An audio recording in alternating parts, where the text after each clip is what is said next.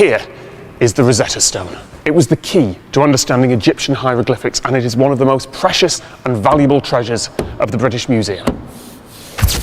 History has a strange sense of humor.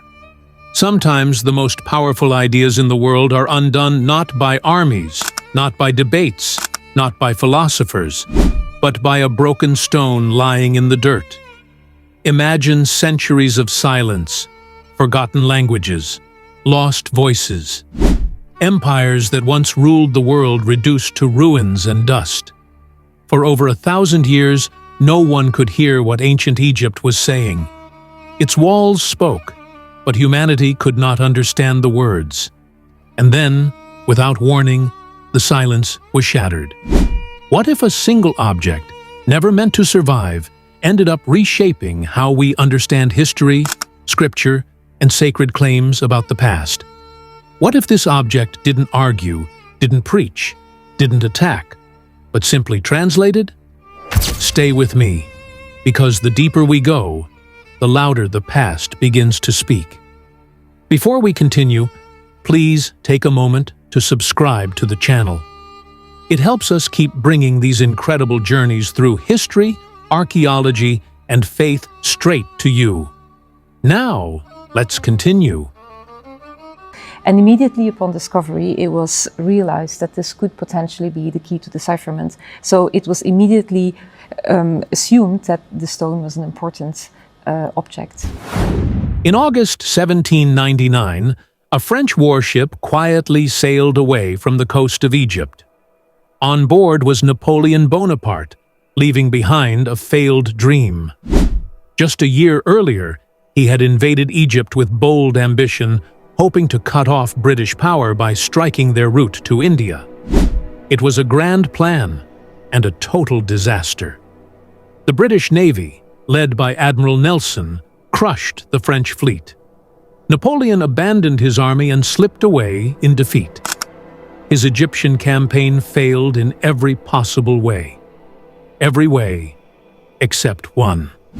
While French soldiers were digging near the Nile Delta, repairing an old fort near the small town of Rosetta, also called Rashid, one officer noticed something unusual: a dark stone slab covered in writing. Not just one kind of writing, but three.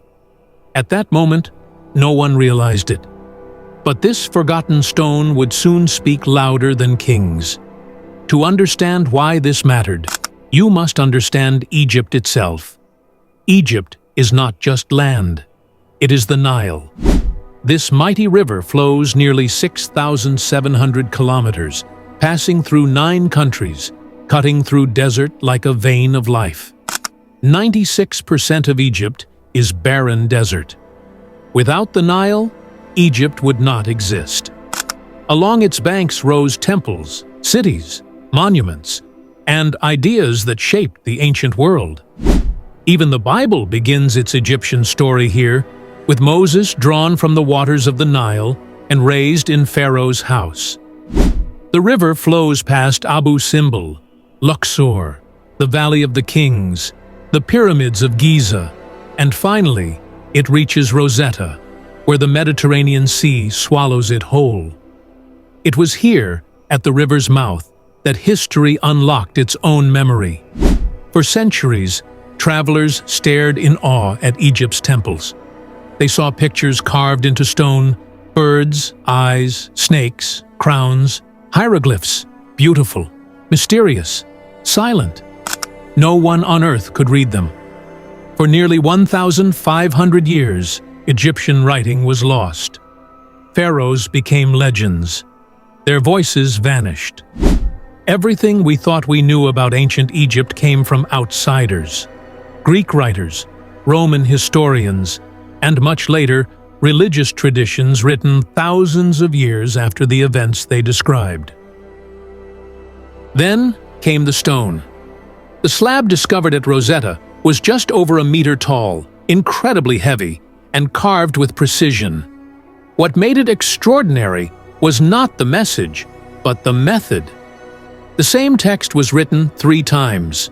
At the top, ancient Egyptian hieroglyphs. In the middle, Demotic, a later Egyptian script.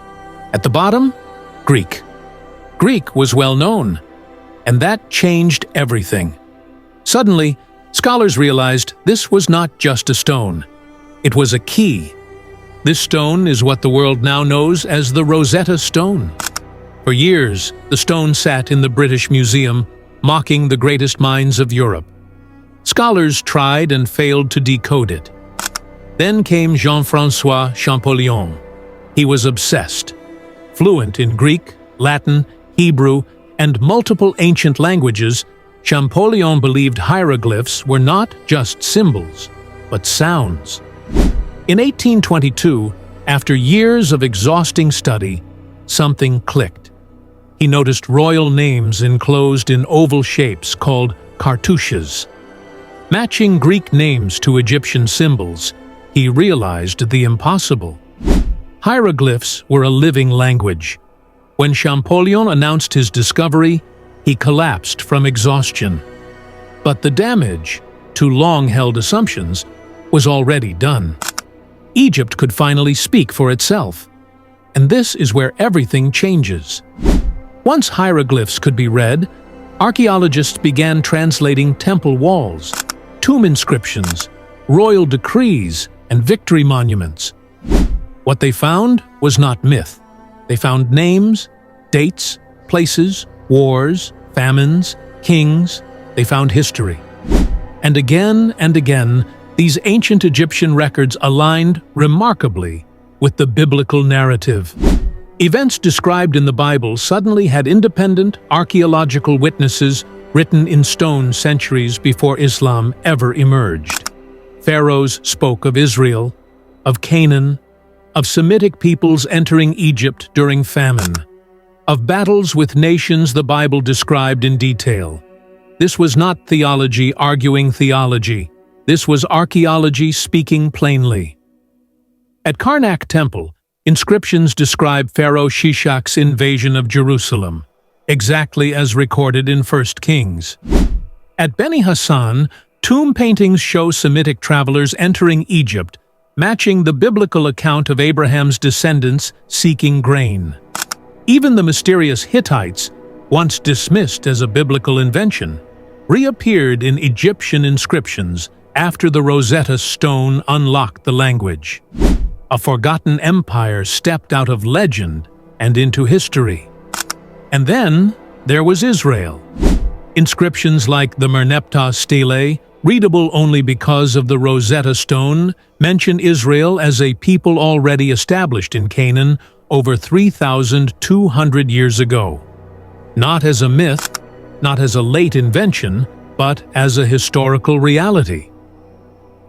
Islam claims to restore and correct earlier revelations, yet its historical framework relies heavily on later traditions written centuries after the events they describe. The Rosetta Stone does something uncomfortable. It allows earlier voices to speak, voices carved into stone long before the Quran was written. These voices confirm biblical people, places, and events without appealing to Jewish or Christian theology. Egyptian stones did not know Moses would be debated.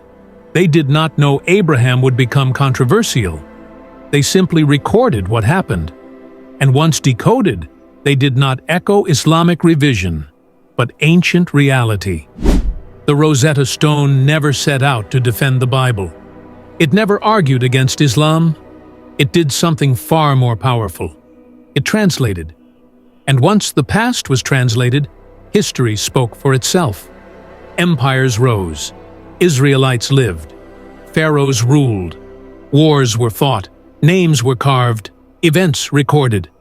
And suddenly, the Bible was no longer standing alone. It was standing with the stones. The Rosetta Stone reminds us of something humbling. Truth does not need to shout. Sometimes it waits, buried, broken, forgotten, until the right moment. When the stone finally spoke, it didn't argue. It remembered. And in remembering, it reshaped everything. If you found this journey fascinating, stay with us. History still has many stones left to turn over. and many voices still waiting to be heard.